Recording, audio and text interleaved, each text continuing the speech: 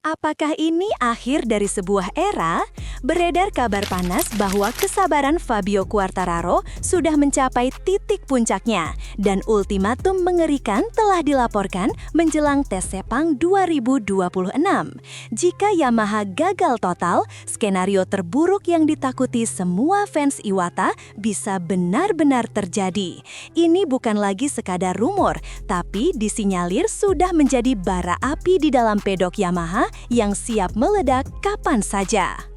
Untuk memahami mengapa situasinya bisa sepanas ini, mari kita putar waktu sedikit ke belakang. Ingatkah kalian saat Fabio Quartararo menjadi juara dunia pada tahun 2021? Saat itu, Yamaha M1 masih menjadi monster yang ditakuti. Namun, sejak itu, semuanya seolah runtuh perlahan-lahan. Pabrikan Eropa seperti Ducati, KTM, dan Aprilia melesat dengan inovasi aerodinamika dan mesin V4 yang brutal, meninggalkan pabrikan Jepang, termasuk Yamaha, terseok-seok di belakang.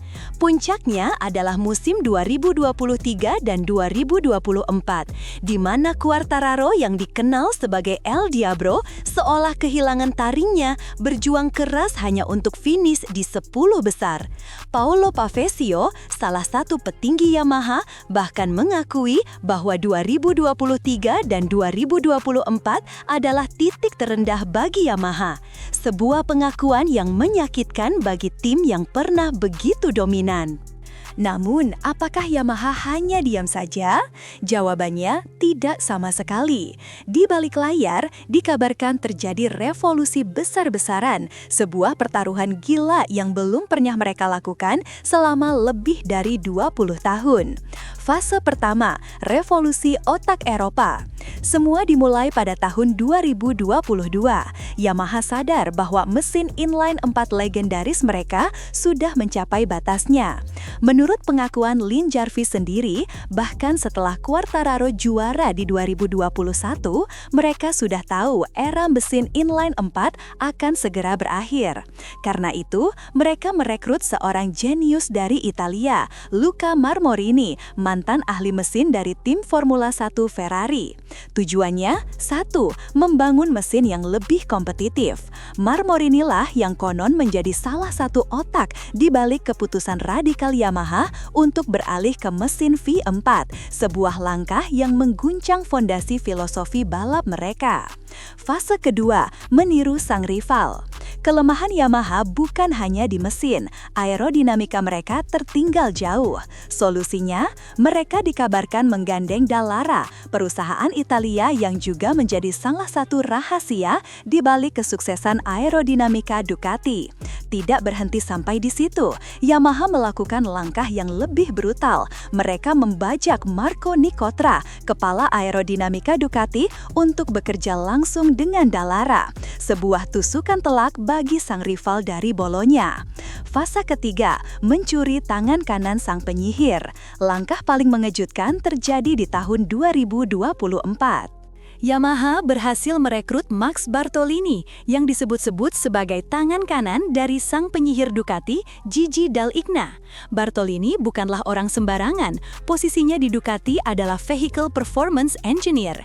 Dia adalah salah satu arsitek utama yang membuat Desmodeci menjadi motor paling dominan di grid MotoGP. Kedatangannya di Yamaha sebagai Technical Director adalah sebuah gempa bumi.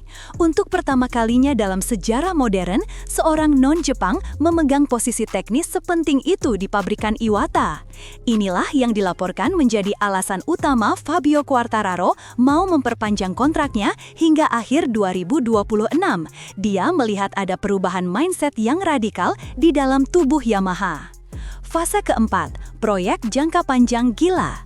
Yamaha sadar, 2 pembalap saja tidak cukup untuk mengumpulkan data. Mereka butuh tim satelit.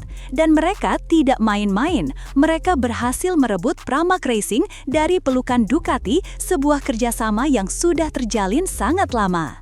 Kontraknya pun bukan kaleng-kaleng, dilaporkan berdurasi 7 tahun, tidak hanya untuk tim MotoGP, tapi juga untuk tim Moto2 sebagai program pembibitan pembalap. Ini adalah sinyal bahwa Yamaha sedang membangun sebuah dinasti, sebuah proyek jangka panjang yang sangat ambisius. Ditambah lagi, mereka merekrut test rider baru seperti Augusto Fernandez, pembalap muda yang masih segar dengan panasnya kompetisi MotoGP, dan Andrea Dovizioso, pembalap veteran yang sangat analitis dalam pengembangan motor. Merekalah yang katanya memberikan masukan pertama untuk motor V4 baru, bukan Fabio Quartararo. Hasil awal dan paradoks top speed lalu. Apakah semua revolusi ini ada hasilnya? Menurut Alex Rins dan Jack Miller saat tes Valencia, motor V4 Yamaha yang baru mulai terasa memiliki DNA Yamaha lagi. Sebelumnya, motor V4 Purwarupa mereka memang kencang di trek lurus sesuai permintaan Quartararo, namun menjadi sangat liar dan kehilangan kelincahannya yang legendaris. Menambah top speed ternyata tidak sesederhana itu. Kita bisa lihat contohnya pada Honda. Johan Zarco pernah mengalaminya sendiri. Saat Honda menambah top speed, reliabilitas motor justru berkurang drastis, menyebabkan masalah teknis. Jika Honda yang sudah puluhan tahun memakai mesin V4 saja bisa mengalami masalah seperti itu, apalagi Yamaha yang baru memulai. Ini membuktikan bahwa proses pengembangan motor tidak bisa dilakukan secara instan. Yamaha bahkan dilaporkan belum menggunakan 100% potensi mesin V4 mereka karena fokus utama saat ini adalah memastikan fundamentalnya benar dan motornya andal. Disinilah letak drama utamanya. Di satu sisi, Yamaha sedang menjalankan sebuah proyek raksasa yang kompleks dan butuh waktu. Di sisi lain, Fabio Quartararo, sang ujung tombak, sudah muak menunggu. Kesabarannya diduga sudah habis. Kritik pedas Quartararo di media menjadi pemandangan biasa sepanjang 2024 dan 2025. Dia merasa sudah memberikan kesempatan, tapi motor impiannya tak kunjung datang. Puncaknya, Paolo Pavesio, bos baru Yamaha Racing, mulai bereaksi keras. Dalam sebuah wawancara dengan Speedweek.com, Pavesio seolah mengirimkan tamparan balik kepada Quartararo. Dia mengkritik Quartararo yang terlalu sering mengeluh di media karena itu tidak bagus untuk moral tim. Pavesio bahkan membeberkan data untuk membungkam para kritikus. Kami bukannya tidak bekerja, kami bekerja keras dan ada hasilnya, katanya. Dia membandingkan data. Tahun 2024, Quartararo 0 pole position. Tahun 2025, Quartararo meraih 5 pole position. Tahun 2024, Quartararo mengumpulkan 113 poin tanpa podium. Tahun 2025, Quartararo mengoleksi 201 poin dengan 1 podium di P2. Gap dengan pole position dari rata-rata 1,3 detik di tahun 2024 menjadi hanya 0,35 detik di tahun 2025.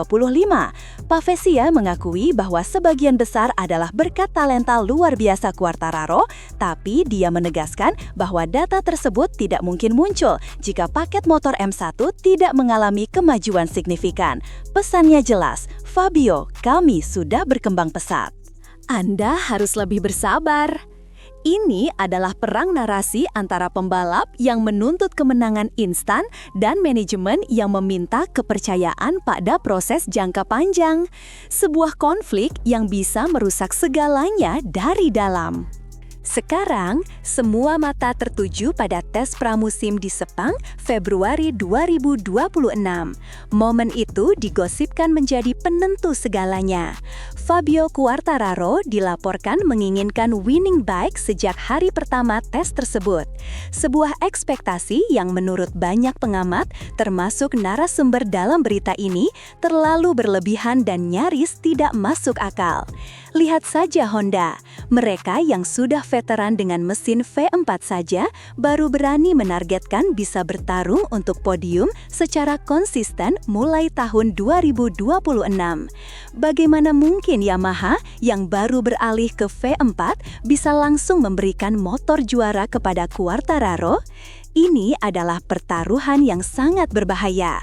Jika motor V4 Yamaha di Sepanglanti tidak sesuai ekspektasi Quartararo, apa yang akan terjadi?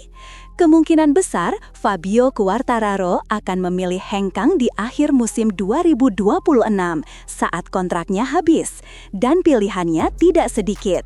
Aprilia, mungkin saja mereka butuh pembalap bintang untuk memimpin proyek mereka. Ducati selalu ada kemungkinan meskipun kursi di tim pabrikan sangat terbatas. Atau bahkan Honda, sebuah langkah yang gila, tapi di MotoGP tidak ada yang tidak mungkin. Musim 2026 akan menjadi silly season paling brutal dalam sejarah karena banyak sekali kontrak pembalap top yang akan berakhir. Keputusan Quartararo akan memicu efek domino yang bisa mengubah peta kekuatan MGPT secara total. Apakah Yamaha akan berhasil meyakinkan pangerannya untuk tetap tinggal, atau justru proyek ambisius mereka akan kehilangan ujung tombaknya tepat sebelum panen raya? Jadi, bagaimana menurut kalian para pecinta MotoGP? Apakah Yamaha memang terlalu lambat dalam pengembangannya atau Fabio Quartararo yang tidak sabaran? Apakah ekspektasinya terlalu tinggi? Dan jika Quartararo benar-benar pindah, ke tim mana dia akan berlabuh? Tuliskan prediksi dan teori terliar kalian di kolom komentar di bawah. Jangan lupa untuk menekan tombol like jika kalian suka dengan analisis tajam seperti ini. Subscribe ke channel Gala Speed News dan nyalakan lonceng notifikasinya agar tidak ketinggalan berita-berita terpanas dari dunia MotoGP. Kami akan kembali dengan update terbaru dari drama Yamaha dan Quartararo ini. Terima kasih sudah menonton, tetaplah ngebut bersama kami di Gala Speed News. Sampai jumpa!